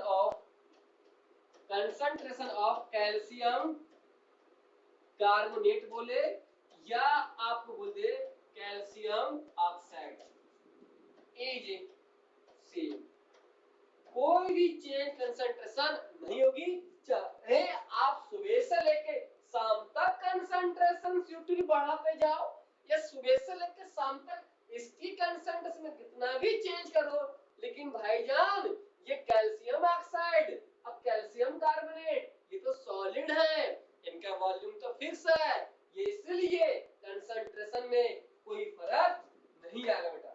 क्लियर? तो डिफरेंस बंद करो, ये वैल्यू और यहाँ बेटा ये वैल्यू, कितना दिख रहा है बेटा ना, ये देखिए यहाँ पर, समझ गया ना ये? तो कंसंट्रेशन बेटा क्या होता है, यानी कि कंसंट्रेशन हम बोल सकते हैं कैल्शियम कार्बोनेट यानी कि नो चेंज, और बेटा यहां मैं लिख सकता हूं ऐसे ही कि कंसंट्रेशन कैल्शियम ऑक्साइड, या लिख सकते हैं नो चेंज। ये सवाल पेपर में आपके बहुत सवाल कई बार आया है, ये वाला सवाल आया। क्लियर है? ये अमाउंट चेंज हो जाएगी बेटा, क्यों, मास है, तो इस सॉलिड का मास यानी क्या होता है, चेंज हो सकता है, लेकिन वॉल्यूम चेंज नहीं होगा इसका। क्लियर? तो इतने ऑप्शन 1 2 3 4 5 यानी इतने ऑप्शन बन सकते हैं, यानी 8-10 सवाल यहां से बन सकते हैं इसकी बेस पे। क्लियर?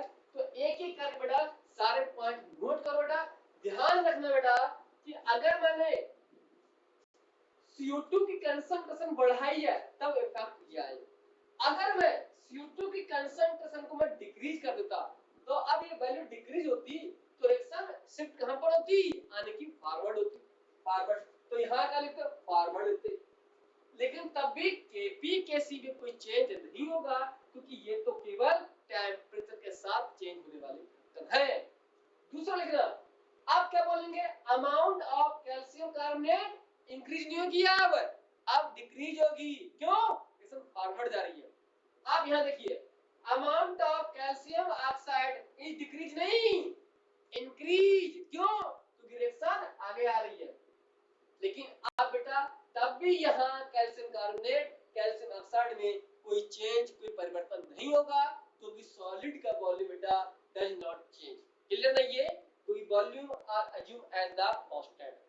तो नोट करो बेटा, इतने सवाल आपके एग्जाम में बन सकते हैं बेटा। ये मैंने आपको कैसे बता दिया, सारी चीजें आप खुद यहाँ से सीख सकते हैं इसके बेस पे। क्लियर ना? ये नोट करो बेटा ये, और ये सवाल आपके एग्जाम पॉइंट से बहुत ही इंपॉर्टेंट सवाल है। क्लियर ना? ये आइए देखिएगा, इसका एक सवाल और मैं आपको लिखवाता हूं, पर देखना ये लिखना यहाँ पर, ये यानी कि इसी में लिखते बेटा, ये लिखना ये यानी लिखना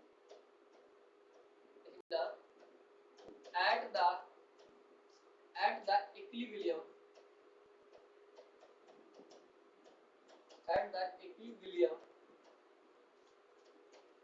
the addition of baryta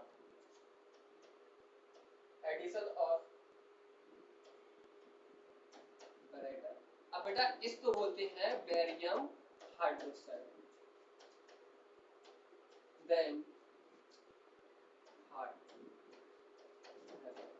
क्या होगा अगर भाईजान हमने ऐड कर दिया, किसको?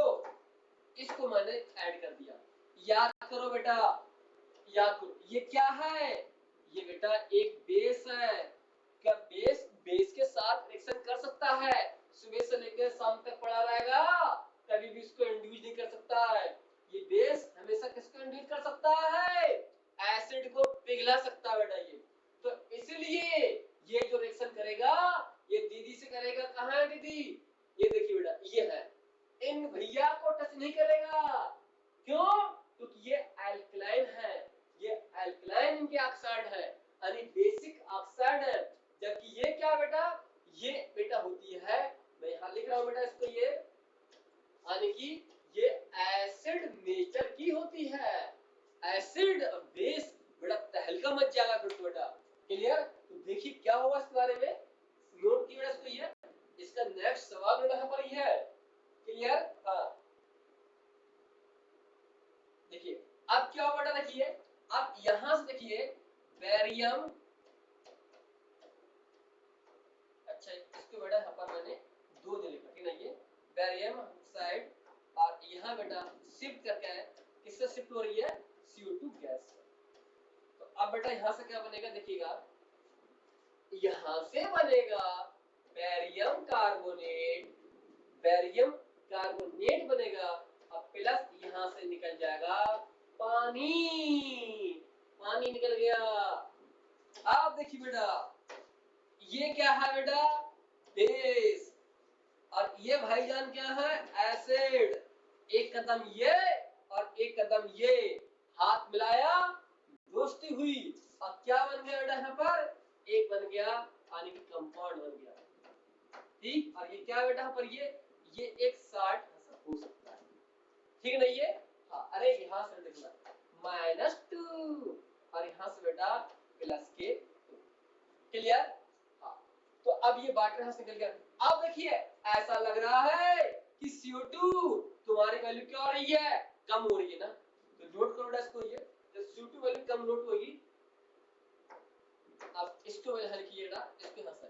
अब ये वैल्यू बेटा क्या हो रही है? डिक्रीज हो रही है, डिक्रीज। याद करो, जब ये बेटा डिक्रीज होगी तो अब देखिए बेटा कहां पर? देखिए आराम से यहाँ बेटा देखना, इसको दीदी आराम से यहाँ फरमा रही थी, कोई टेंशन नहीं थी बिल्कुल। जैसे ही बेटा यहाँ पर मैंने ऐड किया, मैंने कोई बेस मैंने ऐड किया, तो बताओ क्या इनको अकेले छोड़ेगा बेटा? क्या नहीं, ये तो कुछ नया बनाएंगे। क्या बना था बेटा? Barium carbonate. तो इसलिए अब देखेंगे तो CO2 दिखेगी क्या? नहीं। क्यों? ये तो बेटा उनके साथ रिएक्शन करके इन्होंने बना लिया बेरियम कार्बोनेट। तो इनकी वैल्यू अब डिक्रीज होगी। अब डिक्रीज होगी तो रिएक्शन अब फॉरवर्ड जाएगी। क्लियर? तो आप देखिए बेटा यहाँ पर, तो इसलिए बेटा लिख दिया मैंने यहाँ पर, तो ये डिक्रीज है, तो अब लिख सकते हैं बेटा हैंस, यानी कि प्रोडक्ट कंसंट्रेशन किसकी है बेटा? ये CO2 गैस, यानी डिक्रीज रिएक्शन कहाँ जाएगी बेटा, रिएक्शन जाएगी बेटा, जल्दी लिखिएगा, रिएक्शन गोज फॉरवर्ड डायरेक्शन, कहाँ जाएगी बेटा, आप यही डाट लिख सकते हैं, आप तो तुम आगे जाओगी पीछे नहीं जाओगी, क्यों, इनके साथ इन्होंने रिएक्शन करके क्या बना लिया बेटा, अपना कंपाउंड बेरियम कार्बोनेट साल्ट, अब ये वो तब ना ये, तो ये बेटा खत्म हो गई, यहाँ पर ये इनकी वैल्यू कम हो गई, तो इनको मौका मिल गया किनको, कैल्शियम कार्बोनेट को आगे जाने का, रिएक्शन का हो गई फॉरवर्ड रिएक्शन जाएगी आगे जाएगी, क्लियर ना ये, तो ये क्वेश्चन भी आपके आ गया था, अलग से क्वेश्चन मैंने आपको ये मैंने डिस्कस मैंने आपको यहाँ पर कर दिया, ठीक बेटा ये, हाँ इतना क्लियर बेटा ये। आइए एक सवाल बेटा और लेते हैं इसी बेस पे, यानी केपी केसी बेस पे, केपी केसी बेस पे ये सवाल भी आपके एग्जाम का आउट सवाल है ये, आइए मैं देखता हूँ इसी को समझाने की बेसिस सिखाते हैं, लिखना बेटा क्या है ये सवाल, बहुत अच्छा सवाल है बेटा ये, लिखना है सवाल क्या बेटा, लिखना ये, यानी कि एक सॉलिड बेटा पर ये सॉलिड, यहाँ देखिए बेटा सॉलिड है, अच्छा थोड़ा नीचे कर दो कहीं, इसको ऐसा करते हैं, इसके बेटा आपके पास तो ऑप्शन है ना देखने के द्वारा ना, तो यहाँ से इसको मैं पूरा पार्ट में ऐसा रिमूव कर रहा हूँ, अच्छा नहीं लग रहा है ना ये, देखिएगा, और यहाँ मैंने लिख दिया बेटा यहाँ पर ये कितना लिख दिया, यहाँ पर ये यानी कि 3B गैस प्लस 2C, ठीक, ये कोई बेटा रिएक्शन है, ये कोई सॉलिड है, इससे 3B गैस और 2C गैस कोई बना है सब्सटेंस है, ठीक ना ये, हाँ लेकिन क्वेश्चन क्या किस तरह का क्वेश्चन बेटा आपका एग्जाम आया है, लेकिन what will be change of concentration of B when the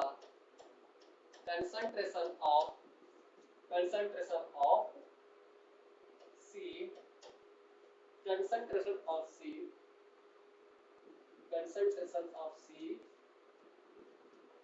इसको concentration of C लिख दीजिए, concentration of C is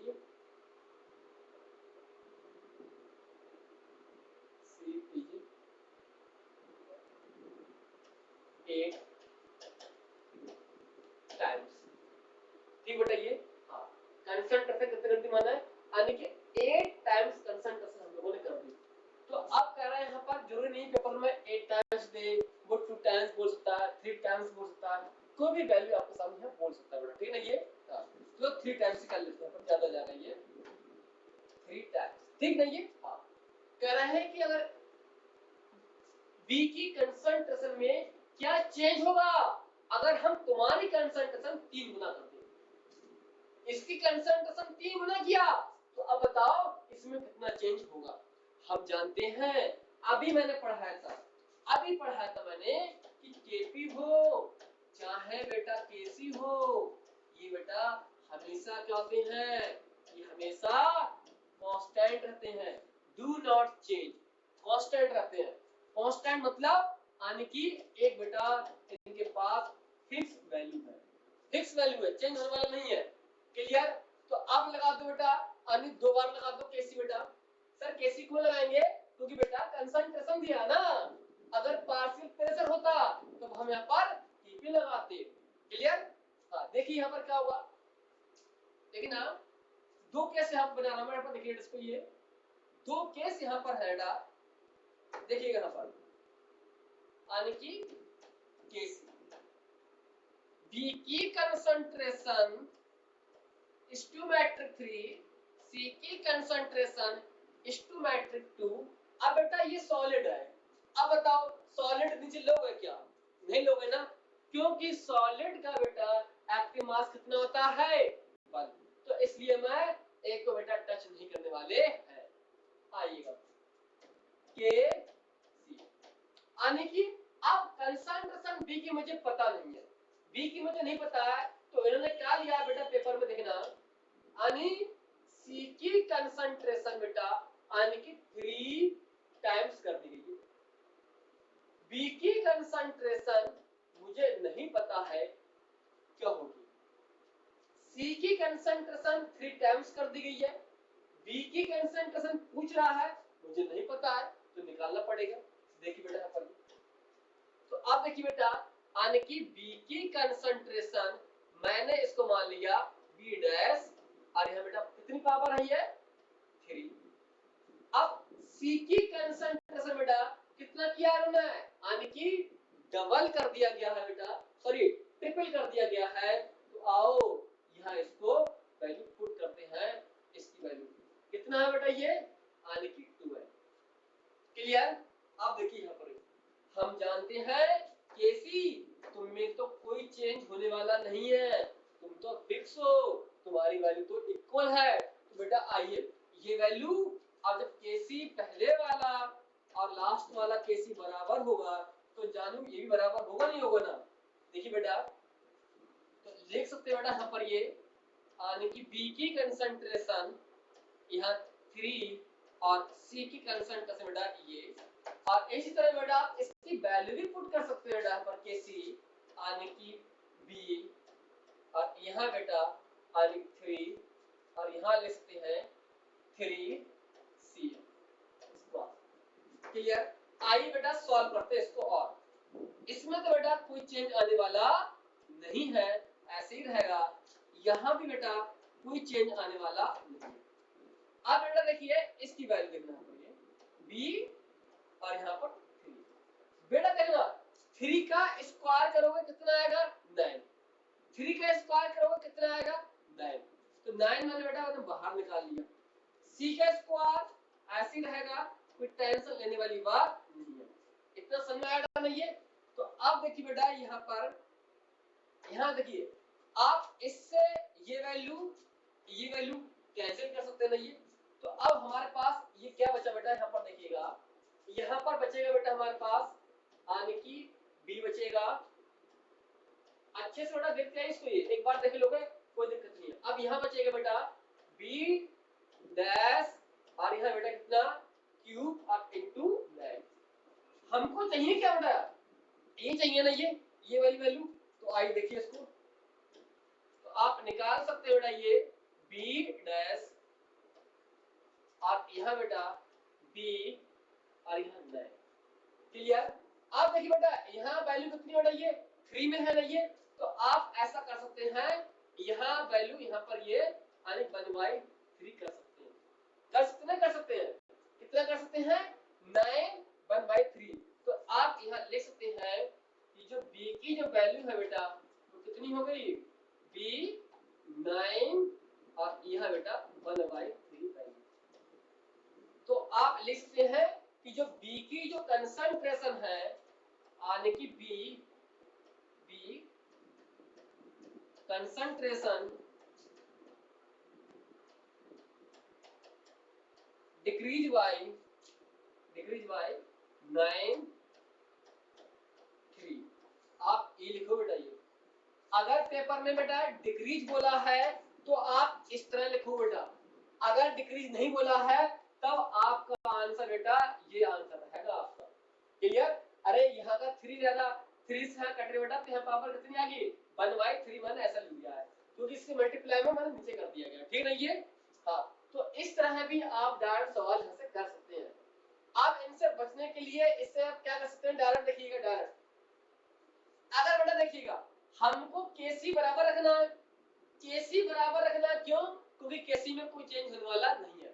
तो अब देखिए बेटा जितनी वैल्यू यहाँ पर बढ़ रही है, सॉरी अगर यहाँ जितनी वैल्यू यहाँ बढ़ रही है तो उतनी वैल्यू बेटा यहाँ पे कम करनी पड़ेगी, नहीं कितनी पड़ेगी, कम करनी पड़ेगी, तभी वैल्यू बराबर रहेगी, मतलब ये वैल्यू और इसकी वैल्यू काट पीट के हमें बराबर करना है।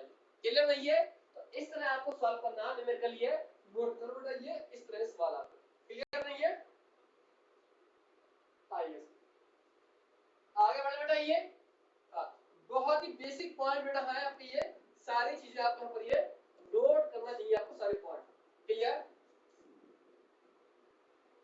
आइए देखिए इसको। आइए अब हम देखते हैं सेकंड फैक्टर पे बढ़ते हैं कि इफेक्ट ऑफ टेम्परेचर। बेटा देखिएगा effect of temperature second factor है इफेक्ट ऑफ टेम्परेचर कि टेम्परेचर का क्या इफेक्ट होगा क्या नहीं होगा। यहाँ देखिएगा ना टेम्परेचर का क्या इफेक्ट होगा। यहाँ बेटा एक रिएक्शन होती है, यहाँ लिख सकते हैं लॉग टाइम के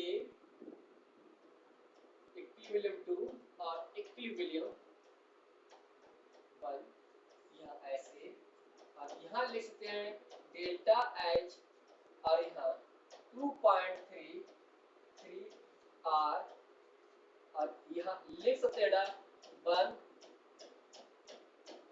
2 लिख टेम्परेचर।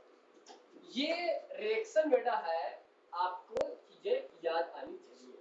ये T1 temperature kelvin minus upon T2 temperature in kelvin और डेल्टा H क्या बेटा डेल्टा H है चेंज इन एंथैल्पी,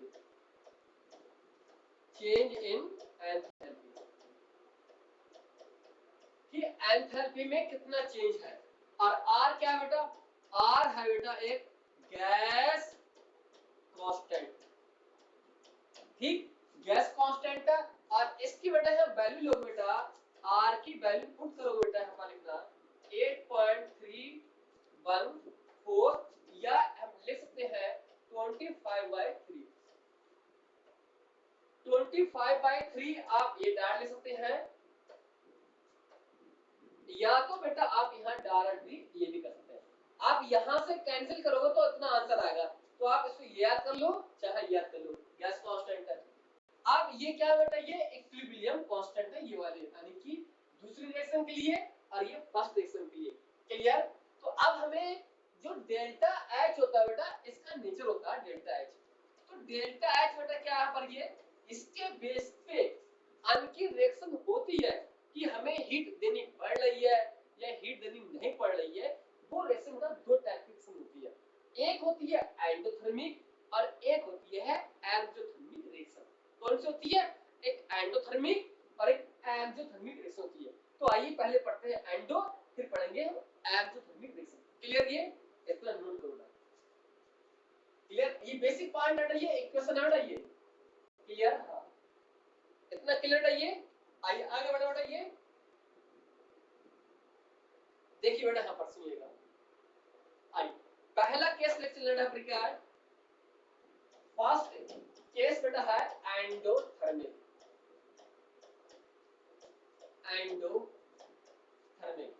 एंडोथर्मिक मतलब डेल्टा H। अब बेटा डेल्टा H पता क्या ये चेंज इन एंथैल्पी है। एंथैल्पी ये पूरा चैप्टर बेटा है इसका ये आप पढ़ोगे थर्मोकेमिस्ट्री में पढ़ोगे पूरा अलग चैप्टर है थर्मोडायनामिक्स में पढ़ोगे तो ये वहां चैप्टर है लेकिन इसका यहाँ यूज है बस थोड़ा तो मैं आपको थोड़ा है बता दे रहा हूं ठीक है। ये डेल्टा H यहाँ इसकी बेटा वैल्यू होती है वो होती है पॉजिटिव। आप ऐसे ले सकते हैं या आप ऐसे लिख सकते हैं यानी ग्रेटर देन 0। ये वैल्यू आप ऐसे लिखे या आप इसको ऐसे लिखे। ये क्या बेटा यानी कि एंडोथर्मिक रिएक्शन के लिए है वो रिएक्शन जिसमें हीट की बेटा रिक्वायर्ड होती है for to complete the conversion of reactant into product. यानी कि रिएक्शन होने के लिए हीट की जो रिक्वायर्ड होती है उसको बोलते हैं बेटा एंडोथर्मिक रिएक्शन। क्लियर है ये। तो इसका मतलब ये है वैल्यू यहाँ पर क्लियर लिखना। इसका मतलब बेटा होता है यानी ऐसे लिखना बेटा यहाँ पर लिखना देखना हीट क्या होगी यहाँ पर अब्जॉर्ब होगी। Heat absorb for to complete the reaction. Heat absorb इसलिए हो रही है ताकि अपने काम को अंजाम दे सके ताकि अपनी रिएक्शन को पूरा कर सके। क्लियर नहीं है। हाँ हीट अब्जॉर्ब क्या है हीट रिक्वायर्ड बोल सकते हैं आप जो आप लिख सकते हैं इसका मतलब भी वही है बेटा। हीट अब्जॉर्ब क्या है या रिक्वायर्ड क्या है बात एक ही है किसके लिए फॉर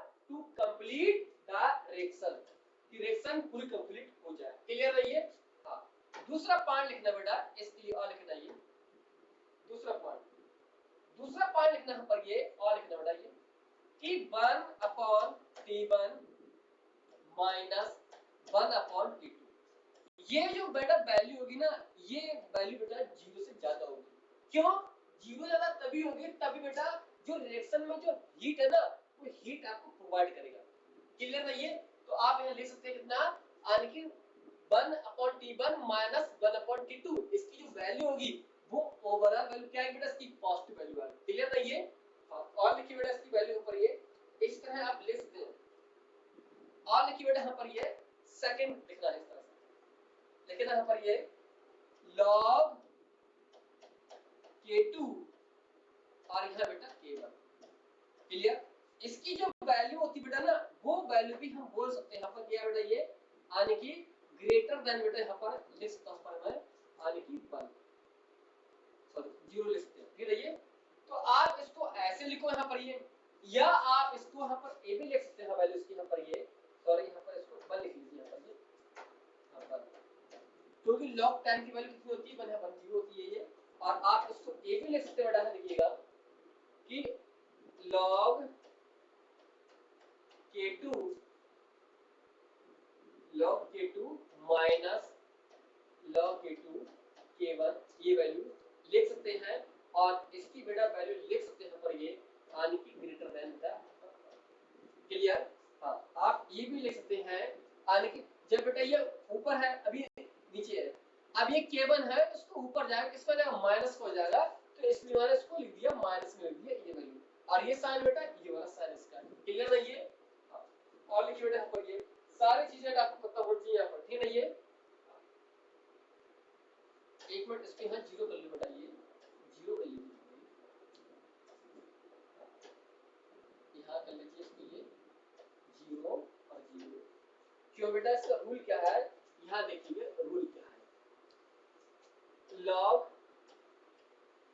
1 की जो वैल्यू होती है बेटा वो होती है 0 होती है। log 10 की जो वैल्यू होती है वो कितनी होती है बेटा, 1 वैल्यू होती है। ठीक?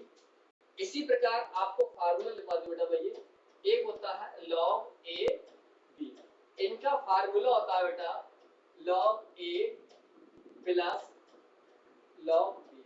क्योंकि आपको ये फार्मूला नहीं पता होगा तो फिर आपको यहाँ दिक्कत होगी बेटा। आपको एक फार्मूला बेटा एक और होता है, मैं यही लिख रहा हूँ इसको, ये log a अपॉन b बेटा, तो दिख रहा है ना ये, इसका मतलब होता है log a अपॉन b। जैसे ये लिखा है log a upon log b, तो बेटा इसको लिखोगे आप यहाँ पर लिखोगे, चलो यहाँ लिख रहे हैं इसको, ये log a upon log b। तो इसका फार्मूला बेटा क्या होता है, log a माइनस के log b, ये फार्मूला था इसका। तो आप ये फार्मूला लिखिए बेटा, और आप बेटा एक फार्मूला ये लिख लें, ये वाले। ठीक? हाँ, इसको यहाँ से सब साफ करते हैं। ठीक? ये फार्मूला लिख लीजिए, log a अपॉन b के जाएगा log a minus log b जाएगा, log इनटू a b का log a plus log b। log 10 की वैल्यू 1 होती है बेटा, और log 1 की वैल्यू 0 होती है। क्लियर है ये? सभी बेटा आप क्लियर हो गई चीज है ये? हाँ, इतना क्लियर? इसको बेटा नोट कर लो यहाँ पर ये, अभी मैं इसको थोड़ा साफ कर रहा हूँ। ठीक है ये? हाँ, मुझे पूरा एक लिखना है सीक्वेंस में। ठीक है ये? हाँ, आप आइए इसको ले सकते हैं सही है। आप देखिए बेटा यहाँ पर देखिएगा, और देखिएगा यहाँ पर हम इसको ऐसे लिख सकते हैं, और इसको मैं ऐसे लिख दिया मैंने, क्योंकि इसका रूल बेटा मैंने ये लगा दिया रूल। आप ऐसे भी लिख सकते हैं बेटा। ठीक है ये? क्योंकि पेपर में आई सवाल है ये। और आप क्या लिख सकते हैं, इसको बेटा लिखोगे यहाँ पर, ये यहाँ देखना log K2 और K1 बेटा, देखिएगा क्या इसकी वैल्यू मैं ये लिख सकता हूँ क्या, log 1। देखिए बेटा 0 equal to log 1, 0 equal to log 1, तो मैंने ये बराबर a लिख लिया। अब देखिए बेटा यहाँ पर ये log से log कैंसिल हो गया, तो क्या बचा है बेटा, ये यानी कि K2 upon K1 greater than 1। Clear? तो ये आपका क्या बन गया, हाँ सही है, सवाल बन गया ये इस तरह से। और क्या बन सकता है यहाँ पर ये, और पूछ सकता है बेटा ये, यानी K2 ग्रेटर देन 1, ये बन सकता है यहाँ पर। अरे ये वैल्यू ज्यादा है इसको, तो ये वैल्यू कहां पर आएगी, यहाँ पर बराबर आएगी नहीं आएगी ना। तो आप ये भी बेसिक मैथमेटिक्स आपको आनी चाहिए बेटा, ये क्लियर है ये? हाँ, इस तरह ऑप्शन आपको मिलेंगे ये सॉल्व करने के लिए। क्लियर? हाँ, नोट कीजिए, ये सारे सवाल आपके पेपर में कहीं ना कहीं आपके पेपर में सवाल आए हैं बेटा ये। देखिए बेटा यहाँ पर ये जब इक्विलिब्रियम कांस्टेंट यानी सेकंड रिएक्शन की वैल्यू बढ़ रही है और इक्विलिब्रियम जो कांस्टेंट है फर्स्ट रिएक्शन उसकी वैल्यू कम हो रही है, तो हम ये रिएक्शन बेटा सुटेबल जब होती है ना कि जब हम रिएक्शन में क्या दे रहे हैं, हीट प्रोवाइड कर रहे हैं यानी कि एनर्जी प्रोवाइड कर रहे हैं, और हमारा कॉन्सेप्ट क्या है, एंडोथर्मिक रिएक्शन। तो इसका मतलब ये हुआ बेटा, इसका मतलब ना कि द टेम्परेचर टेम्परेचर जैसे जैसे टेम्परेचर बढ़ रहा है मतलब आपकी जो वैल्यू है K1 से बढ़ के कितनी हो गई, K2, और इसकी वैल्यू बढ़ गई। इसका मतलब है कि इसके लिए जो इक्विलिब्रियम कांस्टेंट है वो बेटा रूल ये वाला आएगा। क्लियर समझ गए ना ये? ऐसा क्यों सर? क्योंकि आपके पास बेटा ये प्रोसेस कौन सा है, ये प्रोसेस है एंडोथर्मिक है। तो आप क्या कर रहे हैं बेटा यहाँ पर, यानी कि हीट आप दे रहे हैं, हीट दे रहे हैं, देने की वजह से बेटा आप सेकंड वाले रिएक्शन के लिए इसकी वैल्यू बेटा हो गई ज्यादा, अब ग्रेटर हो गई फर्स्ट रिएक्शन से इसकी वैल्यू, मतलब टेम्परेचर बढ़ा है तभी ये वैल्यू बढ़ी है। क्लियर? इसका मतलब है कि एंडोथर्मिक रिएक्शन के लिए टेम्परेचर ज्यादा होगा तो इक्विलिब्रियम कांस्टेंट वैल्यू बढ़ जाएगी। क्लियर ना ये? तो लिखिए बेटा यहाँ पर ये लिखना, ये लिखना, फिर लिखना the temperature increase, temperature increase करेंगे बेटा तो क्या होगा बेटा, टेम्परेचर इंक्रीज करेंगे लिखना, then reaction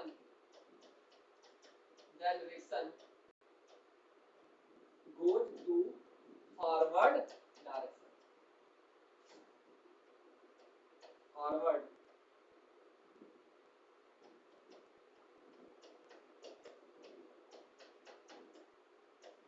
समझे ना ये, कि जैसे जैसे टेम्परेचर बढ़ाएंगे तो रिएक्शन कहाँ जाएगी, आगे की फॉरवर्ड जाएगी, आगे की तरफ रिएक्शन जाएगी। क्लियर? तो आप यहाँ से बेटा आप ये देख सकते हैं बेटा, ये फिर लिख सकते हैं यहाँ पर ये, उसका उल्टा बेटा यहाँ पर ये, अगर हमने टेम्परेचर को क्या किया बेटा, ये डिक्रीज कर दिया, डिक्रीजिंग कर दिया, तो क्या होगा बेटा ये, then reaction goes into backward direction।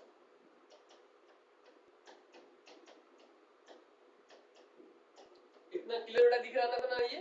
अगर हम रिएक्शन को यानी बैकवर्ड लाना चाह रहे हैं तो टेम्परेचर कम करना पड़ेगा, आगे बढ़ाना चाह रहे हैं रिएक्शन को फॉरवर्ड तो टेम्परेचर बढ़ाना पड़ेगा। क्लियर? इसका मतलब ये है सिंपल। क्लियर ना ये? तो आप लिख सकते हैं, लिख सकते हैं डायरेक्ट शॉर्ट में लिखना चाहें कि अगर टेम्परेचर बढ़ाया बेटा, ये टेम्परेचर बढ़ाया तो रिएक्शन कहां जाएगी बेटा, ये फॉरवर्ड जाएगी। अगर टेम्परेचर को मैंने कम किया बेटा तो रिएक्शन कहां जाएगी बेटा, ये यानी कि बैकवर्ड रिएक्शन जाएगी। टेम्परेचर बढ़ाओगे तो रिएक्शन फॉरवर्ड जाएगी, टेम्परेचर कम करोगे तो रिएक्शन बैकवर्ड आएगी पीछे। क्लियर? ये इसका मतलब ये है। क्लियर? क्लियर? अब जो एंडोथर्मिक के लिए डिक्टो इसका उल्टा है बेटा, किसमें, एक्सोथर्मिक रिएक्शन के लिए। क्लियर? हां इतना समझ गया ना ये? एक्सो पढ़ने के बाद एक करते हैं सवाल इसका, ठीक है ना? ये पहले पढ़ ले एक्सो वाला, इतना नोट कीजिए देखिए। अब इसमें टाइम नहीं लगेगा, आपको ऑलरेडी सब सीख चुके होंगे। ये इसका डिक्टो इसका रिवर्स है, ये एक्सोथर्मिक, एक्सोथर्मिक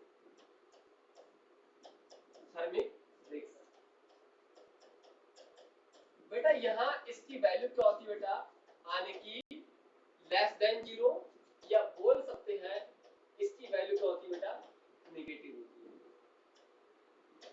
आप लिख सकते हैं नेगेटिव लिख सकते हैं या लेस देन 0। इतना दिख रहा है बेटा, ये दिख रहा है, ये दिखेगा। क्लियर? हाँ, इसका मतलब है यानी 0 से कम होगी मतलब वैल्यू नेगेटिव है। अब इसका मतलब बेटा, इसका मतलब क्या होता है लिखना, एक्सो का मतलब होता है यानी कि एब्सिड, और इसका मतलब होता है यानी कि हीट बोल सकते हैं या एनर्जी बोल सकते हैं। तो बताओ क्या एनर्जी यहाँ देनी पड़ेगी क्या? नहीं, यहाँ तो रिएक्शन के दौरान एनर्जी खुद बाहर निकल रही है। क्लियर? यानी एनर्जी बाहर, सिस्टम से बाहर निकल रही है। क्लियर? तो देख सकते हैं देखना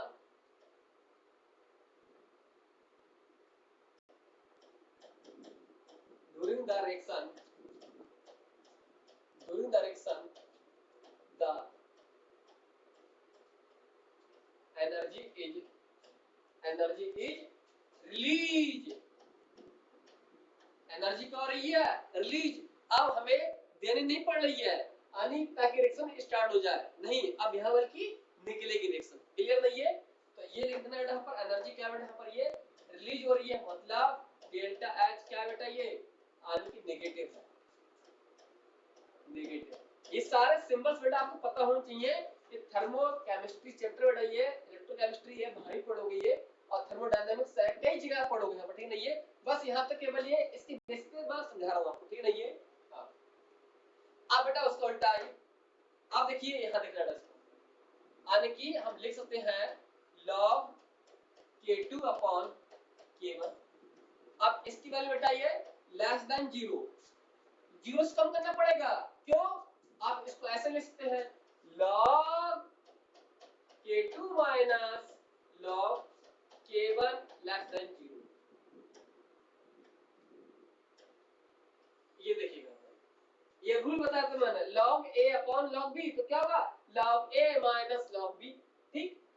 ऐसे लिख सकते हैं इसको। ये आप यहाँ देखिए चेंज करना चाहें चेंज कर सकते हैं, log k2 k1। बेटा इसकी वैल्यू क्या होती है, इसकी वैल्यू होती है log 1, तो आप लिख सकते हैं log 1 है ये, log से log कैंसिल यहाँ पर, तो क्या बचा यहाँ बेटा ये यहाँ ले सकते हैं आप ये यानी कि k2 upon k1 less than यानी 1, मतलब हम लिख सकते हैं कि जो k2 की वैल्यू है बेटा वो k1 से कम होगी बेटा यानी कम हो गई। अब मतलब पता ये चला कि यार सेकंड वाली जो रिएक्शन है ना उसकी जो वैल्यू है इक्विलिब्रियम कांस्टेंट ना उसकी वैल्यू क्या हो गई है कम हो गई है, किससे ना पहले वाली रिएक्शन से। मतलब पता ये चला है कि रिएक्शन के अंदर हीट निकली है यानी हीट निकल रही है, अब मतलब इसकी वैल्यू क्या होगी बेटा यहाँ पर ये कम हो रही है, सॉरी इसकी वैल्यू बढ़ रही है यानी सिस्टम से हीट निकलना मतलब हीट कम होना और ये वैल्यू बढ़ना। दो रिएक्शन है, पहली रिएक्शन की वैल्यू बेटा मानते हैं 1000 है, इसकी वैल्यू टेम्परेचर कितना है 500 है, तो टाइम दूसरी रिएक्शन के लिए टेम्परेचर 500 से कुछ कम हो गया होगा क्योंकि हीट बाहर निकल रही है।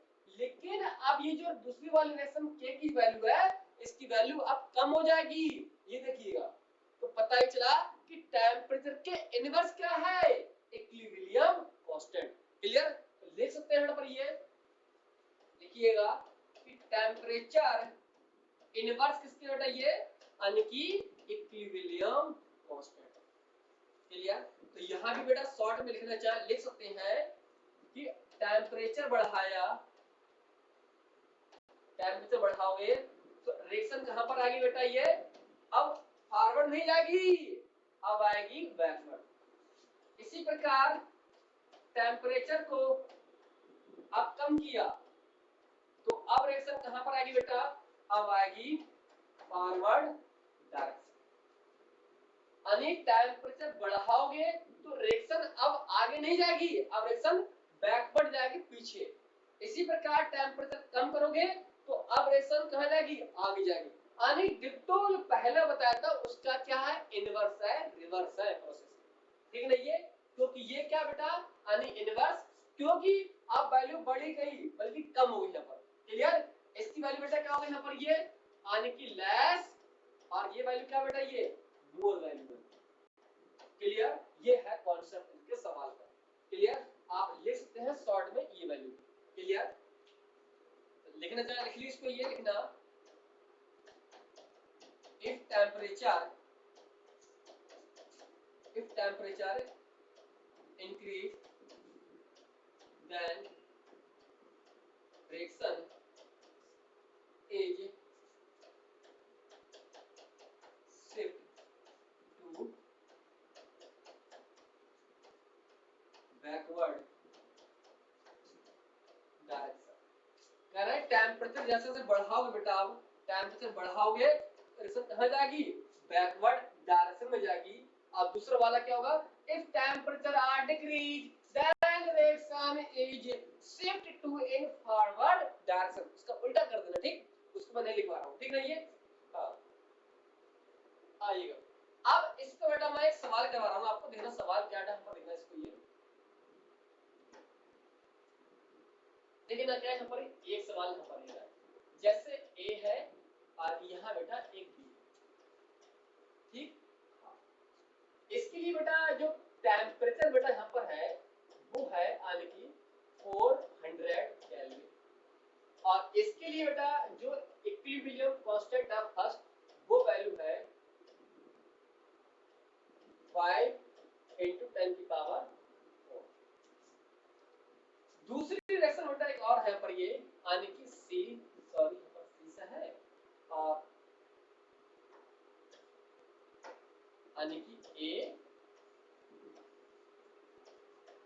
बी, और टेम्परेचर अब कितना बेटा इसका, ये टेम्परेचर कर दिया इसका यानी कि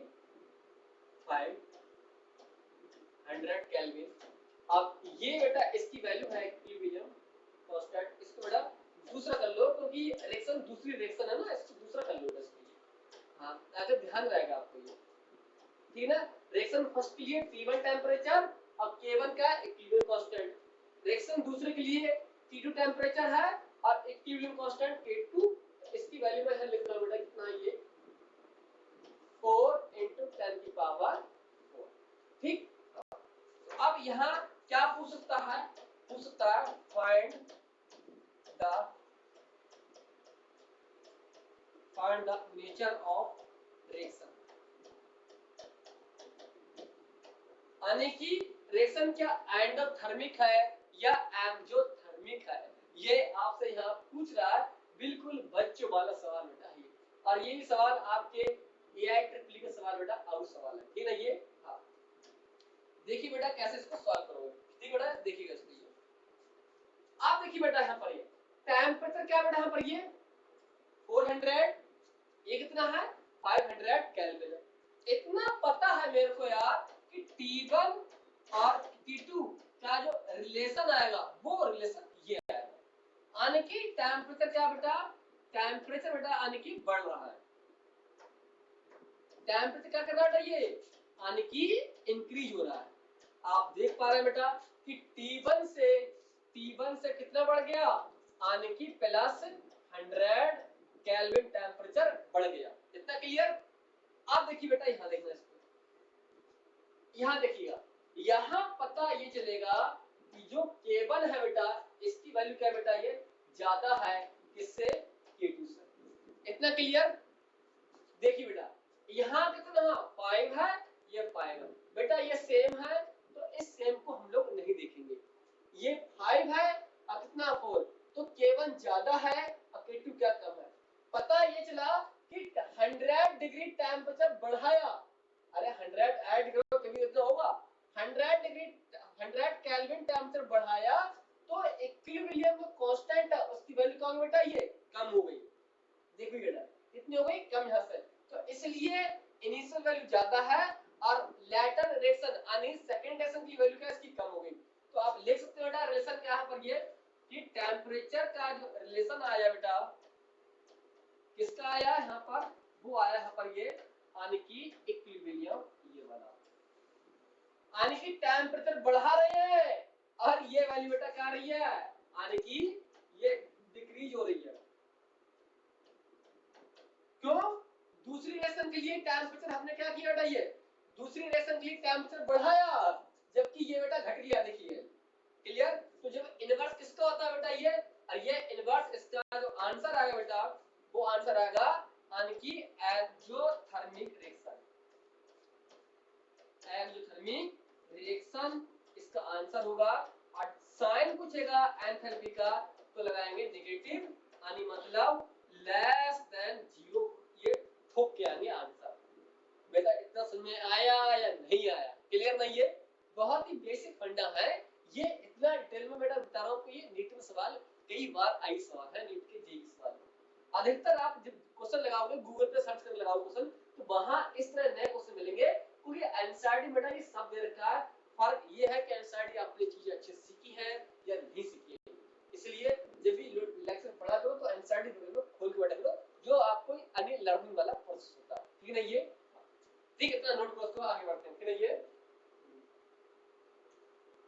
सारी यहाँ पर ये रिएक्शन आप यहाँ से बता सकते हैं, ठीक है। ये अब एक रिएक्शन बेटा आपको मैं और दे रहा हूँ अमोनिया के बेस पे। अमोनिया के बेस पे कैसे होगा सर, बार बार अमोनिया के पीछे पड़ गए, ऐसे किसी अमोनिया के पास ऐसी क्या खुशबू है सर? अरे बेटा खुशबू नहीं है, अमोनिया कई बार एग्जाम में आ चुकी है, ठीक है। ये इसलिए दीदी के छोड़ने का मन नहीं करता बेटा। देखिएगा क्वेश्चन क्या है बेटा, अमोनिया लिखना है, यानी कि N2 प्लस